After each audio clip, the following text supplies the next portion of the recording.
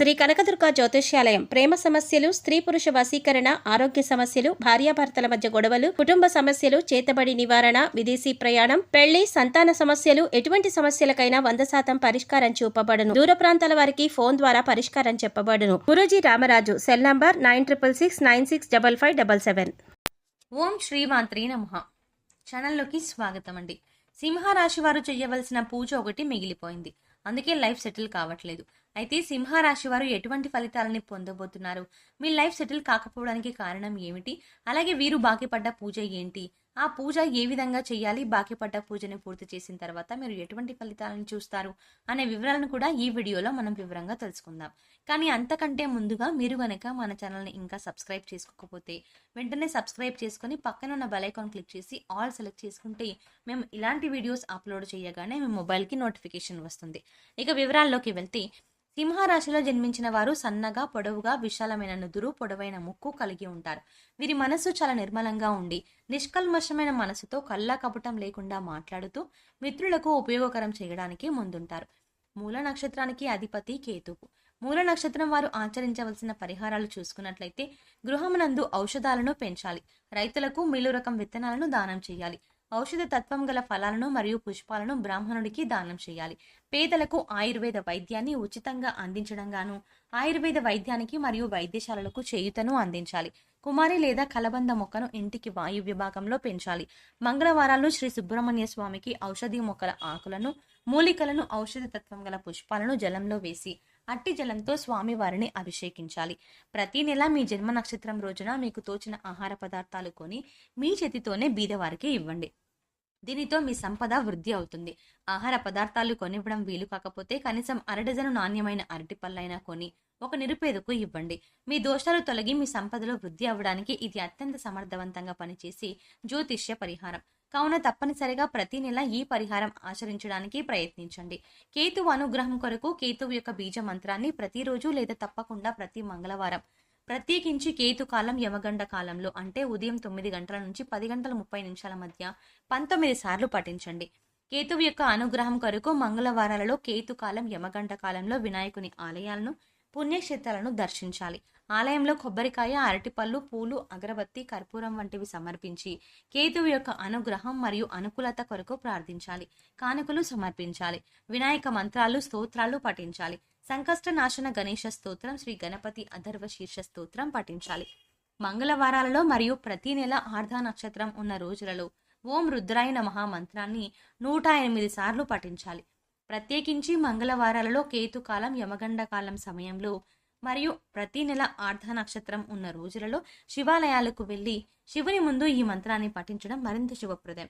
శివాలయంలో కొబ్బరికాయ, అరటిపళ్ళు, పూలు, అగరబత్తి, కర్పూరం వంటివి సమర్పించి కేతువు యొక్క అనుగ్రహం మరియు అనుకూలత కొరకు ప్రార్థించాలి. కేతుగ్రహం యొక్క అనుగ్రహం కొరకు ఈ పరిహారం కొంతవరకు కుజగ్రహ దోషాలను కూడా తొలగిస్తుంది. వీధి కుక్కలకు ఆహారం అందివ్వాలి. కొడుకు వరుస అయ్యే వారిని ప్రేమగా చూసుకోవాలి.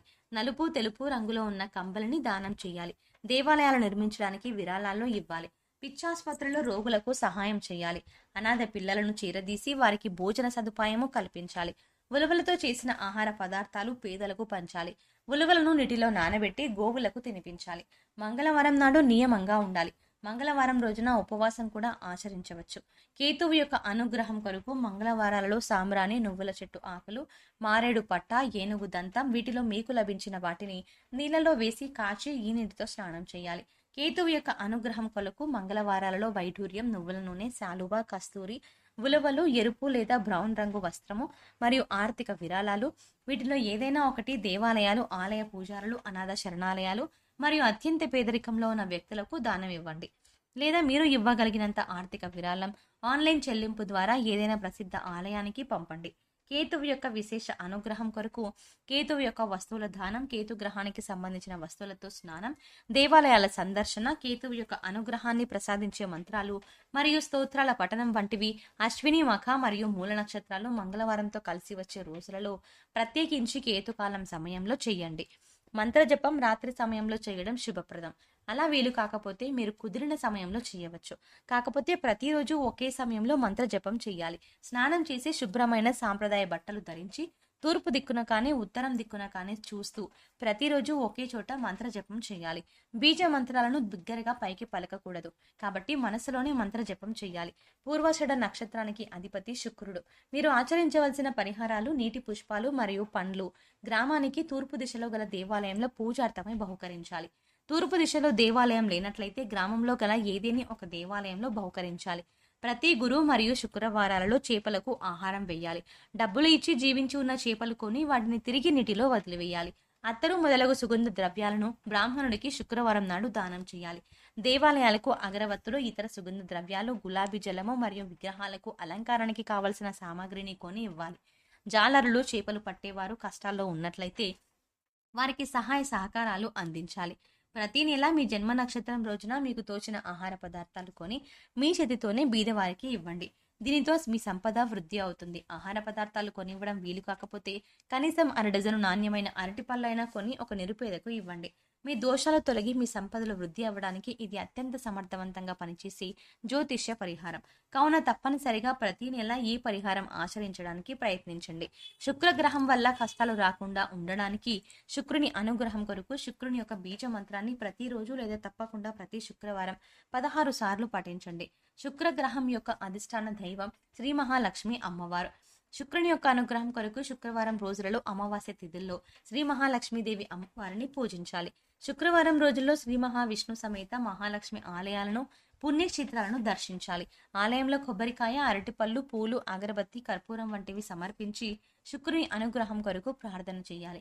శుక్రవారం అమావాస్య తిథుల్లో శ్రీ మహాలక్ష్మి మంత్రాలను, శ్రీ కనకధార స్తోత్రాన్ని, శ్రీ సూక్తాన్ని పఠించాలి. స్త్రీలను గౌరవించాలి. వివాహం కాని అమ్మాయిలకు త్వరగా వివాహం జరగడానికి సహకరించాలి. బొబ్బర్లతో ఆహార పదార్థాలు చేసి పేదలకు పంచాలి. గోవుకు బొబ్బర్లను నీటిలో నానబెట్టి తినిపించాలి. శుక్రవారం నాడు నియమంగా ఉండాలి.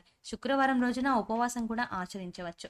శుక్రగ్రహ అనుగ్రహం పూర్తిగా లభించడం కొరకు శుక్రగ్రహ మంత్రాన్ని ప్రతిరోజు లేదా తప్పకుండా ప్రతి శుక్రవారం 16 సార్లు పఠించండి. ఉత్తరాషాఢ నక్షత్రానికి అధిపతి సూర్యుడు. ఏనుగులు మరియు గుర్రాలకు గ్రాసాన్ని సమకూర్చాలి. ఏనుగు మరియు గుర్ర బొమ్మను లేదా పటాన్ని దక్షిణ గోడకు తూర్పు వైపు ముఖం ఉండేలాగా అమర్చాలి లేదా తగిలించాలి. శ్రీ సూర్య భగవానుని ఆరాధన వీరికి శుభ ఫలితాలను ఇస్తుంది.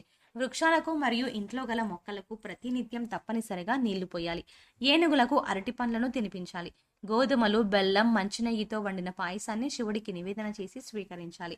సూర్యుని అనుగ్రహం కొరకు సూర్యబీజ మంత్రాన్ని ప్రతిరోజు లేదా తప్పకుండా ప్రతి ఆదివారం 7 సార్లు పఠించండి. సూర్యుని అనుగ్రహం కొరకు శివాలయాలను, శివుని పుణ్యక్షేత్రాలను ఆదివారాలు దర్శించండి. కొబ్బరికాయలు, అరటి పండ్లు, పూలు, అగరబత్తీలు, కర్పూరం మొదలైన వాటిని దేవాలయంలో సమర్పించి సూర్యగ్రహ అనుగ్రహం కోసం ప్రార్థించండి. సూర్యుని అనుగ్రహం కొరకు సూర్య నమస్కారాలు చేయండి. సూర్యుని అనుగ్రహం కొరకు ప్రతి ఆదివారం శివుని మంత్రాలు, రుద్ర మంత్రాలు, శ్రీ ఆదిత్య హృదయ స్తోత్రం మరియు శ్రీ రుద్రాష్టకం తప్పకుండా పఠించండి.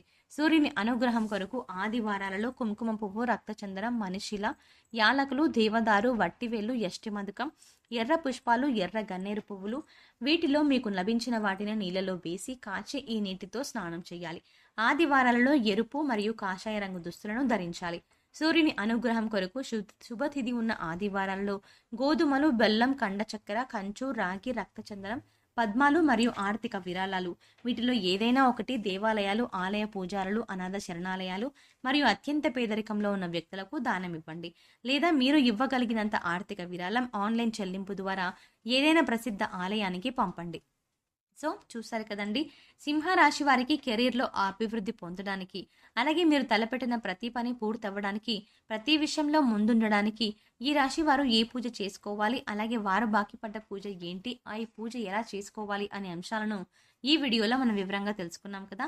ఈ వీడియో మీకు నచ్చినట్లయితే లైక్ చేసి మీ ఫ్రెండ్స్ అండ్ ఫ్యామిలీ మెంబర్స్లో సింహరాశి వారు ఎవరైనా ఉంటే వారితో మర్చిపోకుండా ఈ వీడియోని షేర్ చేసుకోండి.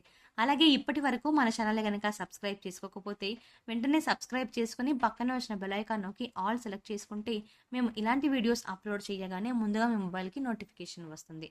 మరో చక్కటి వీడియోతో మళ్ళీ కలుద్దామండి. ఓం శ్రీమాత్రే నమః.